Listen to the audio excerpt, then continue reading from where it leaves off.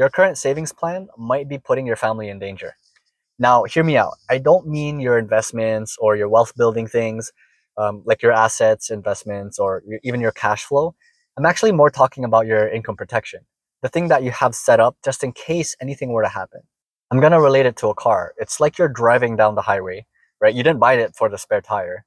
You bought it because you wanted to go from point A to point B.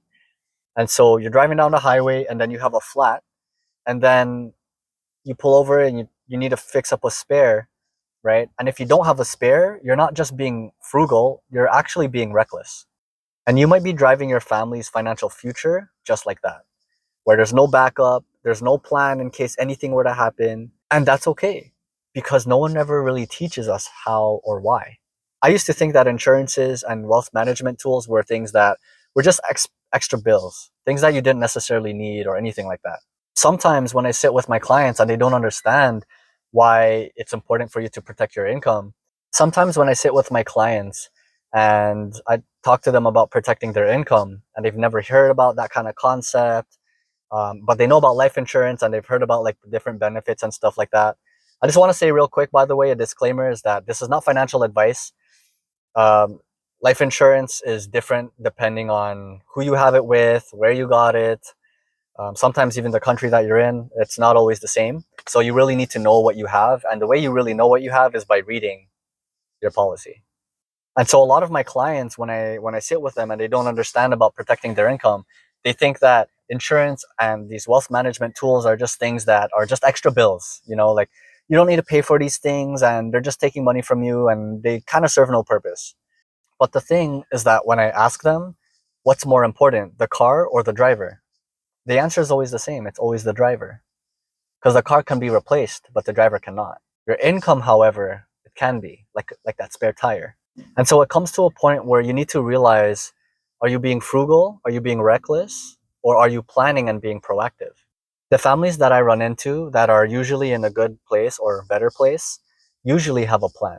Something that will replace income, something that will be there for their future as well. So I'm going to give you 3 myths about income protection and the truths about them. Myth number 1 is that you buy life insurance for yourself. And it's really not for yourself. I think it can be called death insurance because it's not for you. It's for your spouse. It's for your kids. It's so that the people who are dependent on you don't have to change their lifestyle if anything happened to you prematurely. It's one of those things where you put money towards it, but you pray that you don't need to use it. Myth number 2 is that I need more money in order to put these things in place. And now don't get me wrong, people charge an arm and a leg sometimes just to have these things set up. But the truth about that is that you don't need to give up an arm and a leg to put those things in place. You just need to know where to look and you can keep your limbs. And not only that, if you're going to be doing it later, I'm going to relate this to like an engine. Let's say you're doing like your engine. You're doing an engine oil every 20,000 kilometers, or maybe you don't do an engine oil for a long time and you do it once after a long time and your engine starts to sludge, right? Our finances are kind of like that, where if you delay it, the worse it becomes. You just need to start, and you don't need a lot to start, but you do need to start so you can have a lot.